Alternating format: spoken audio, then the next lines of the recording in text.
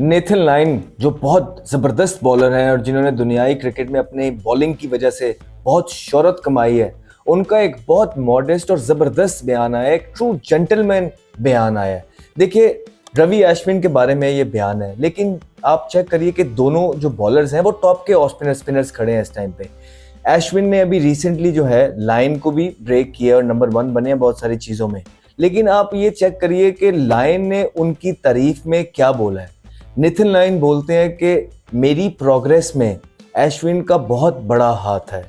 उन्होंने बोला कि मैंने इससे बहुत कुछ सीखा है, मैं इसकी बॉलिंग से बहुत कुछ सीखता हूँ और हमारी कॉन्वर्सेशंस होती हैं आपस में, जिसमें मुझे कुछ ऐसी चीज़ें पता लगी हैं जो मुझे नहीं पता थी।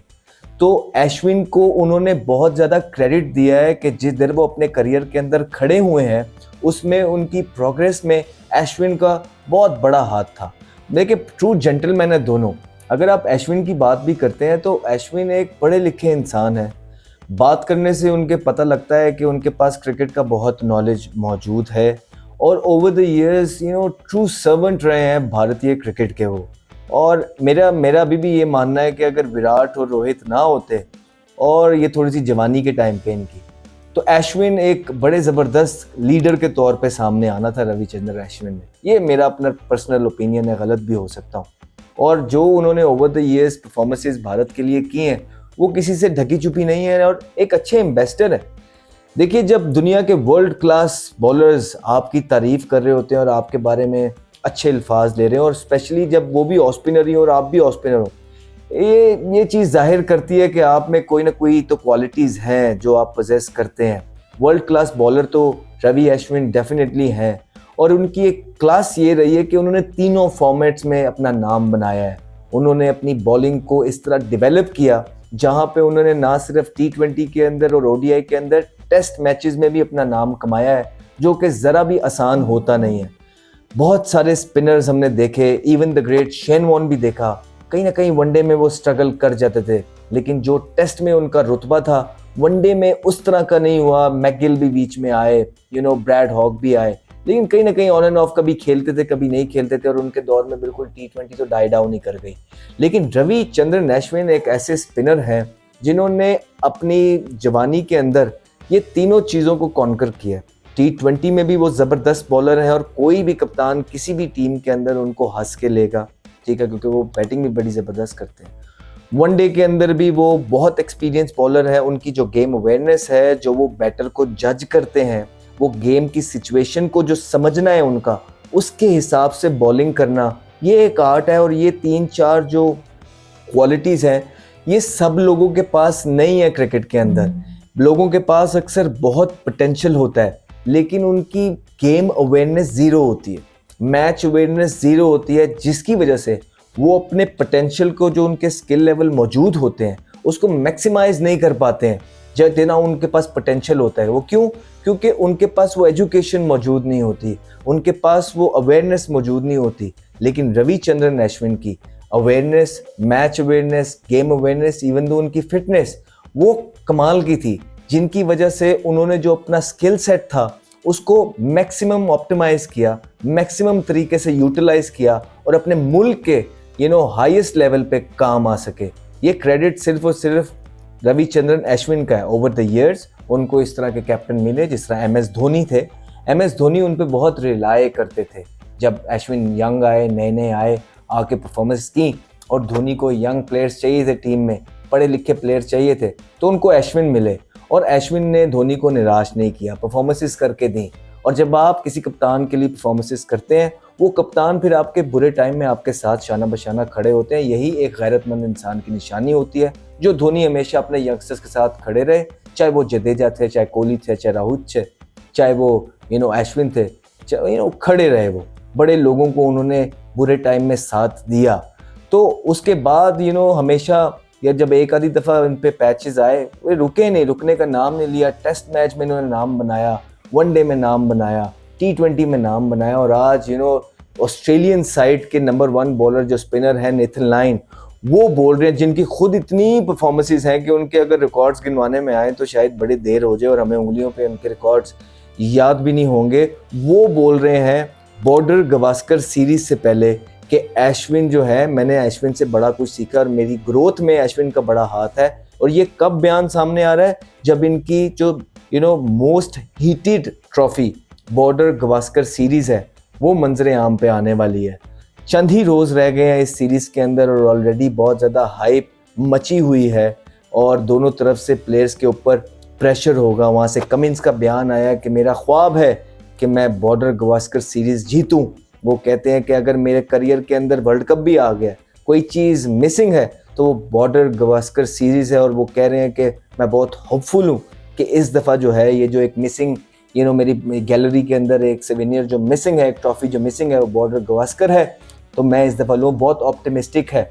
बहुत सारे लोग स्पेशली जो इंडिया की करंट परफॉर्मेंसेज अभी चली हैं न्यूजीलैंड के अगेंस्ट, इंडिया को इतना रेट नहीं कर रहे। लोग ऑस्ट्रेलिया को हाईली रेट कर रहे हैं और लोग ये कह रहे हैं कि 3-1 से जो है ऑस्ट्रेलिया जीतेगा। ये बड़े बड़े लेजेंड्स ने बोला, शायद पॉन्टिंग ने गालिबन ये बोला है। लेकिन हमें लगता है कि आप इंडिया को रूल आउट नहीं कर सकते। हमें लगता है कि आपने जो है ना सोए हुए शेर को टाइम पे ही जगा दिया है। जो ये न्यूजीलैंड की सीरीज़ है शायद ये एक टर्निंग पॉइंट साबित होगी पूरी की पूरी भारत टीम में, बिकॉज बहुत एम्बेरसमेंट और बैशिंग का सामना करना पड़ा है। और इतने इतने बड़े प्लेयर्स को अगर एम्बेरसमेंट और बैशिंग का सामना करना पड़ता है तो आप उनसे एक्सपेक्ट करते हैं कि वो सर जोड़ के बैठते हैं, प्लान बनाते हैं और आके हार्ड खेलते हैं। तो शायद ये जो शिकस्त थी न्यूजीलैंड से, जो वाइट वॉश अरसा दराज बाद भारत को हुआ है, अब वो बदला लेंगे। वो बदला किससे लेंगे? माइटी ऑस्ट्रेलिया से लेंगे। और वो गलतियां जो उन्होंने वहाँ की हैं वो कोशिश करेंगे कि वो ना दोहराएं। और वो लोग जो उनको क्रिटिसाइज़ करते रहे हैं उनको करारा जवाब देंगे। कुछ ऐसा ही करता रहा है भारत पास के अंदर भी। और भारत के पास फाइटिंग के सब स्किल्स मौजूद हैं। ऐसा नहीं है कि भारत डाउन एंड अबाउट है। एक सॉलिड ओपनर्स उनके पास, यंग ओपनर्स मौजूद हैं। जयसवाल है उनके पास, जो कि बड़े ज़बरदस्त हैं। रोहित शर्मा उनके पास मौजूद हैं जो गालिबन पहला मैच नहीं खेलेंगे। उनके पास गिल फॉर्म के अंदर मौजूद हैं। विराट कोहली, आप विराट कोहली को राइट ऑफ किस तरह कर सकते हैं? जिस टीम के मिडिल ऑर्डर में विराट कोहली जैसा बैट्समैन मौजूद होता है उससे कोई भी मिरेकल तवक्को किए जा सकते हैं, एक्सपेक्ट किए जा सकते हैं। और विराट कोहली ने ओवर द ईयर्स ऑस्ट्रेलिया के अंदर ये सब चीज़ें करके दिखाई हैं और तन्हा ही रोल मॉडल रहे हैं। 200 की इनिंग्स खेली हैं और हर तरह की कंडीशन को कॉन्कर किया है। फायर विथ फायर चाहिए होता है। उन्होंने अकेले ने पूरी टीम के अंदर फायर भरी थी जब वो कप्तान थे।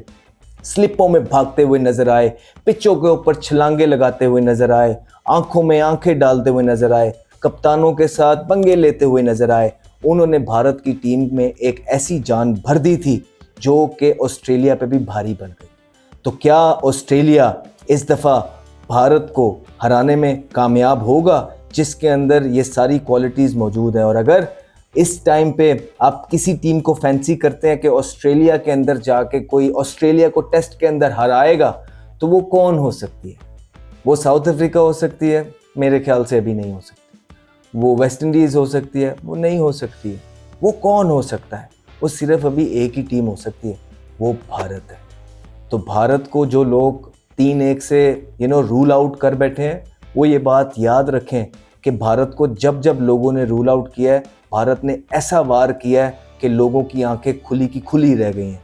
चाहे वो किसी प्लेयर को रूल आउट करने की कोशिश की हो या उनको as a team rule out करने की कोशिश की हो। तो मैं अभी भी ऑप्टिमिस्टिक हूँ जी। होम कंडीशंस होंगी ऑस्ट्रेलिया की, इसका हमेशा फ़ायदा होता है। चाहे उनके जितने भी प्लेयर जितनी मर्जी दफ़ा जाके ऑस्ट्रेलिया की कंडीशंस में खेल लें, लेकिन एक होम ही रहता है। जो एडवांटेज ऑस्ट्रेलिया को होगा वो भारत को कभी भी नहीं हो सकता। लेकिन बड़ी टीमें, तगड़ी टीमें यही करती हैं कि वो लोगों के घर में जाके एडवांटेज दे के भी मार के आती हैं, और ये भारत ने पहले करके दिखाया है।